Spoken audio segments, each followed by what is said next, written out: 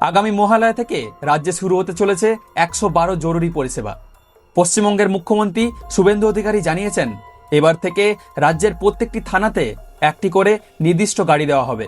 দেশের অন্য কিছু রাজ্যে বিপদে পড়ে থানায় খবর দিলে পুলিশ পৌঁছায় মাত্র 6 মিনিটে, আর আমাদের এখানে পুলিশ আসতে অনেক সময় লেগে যেত, প্রায় 3 ঘন্টা।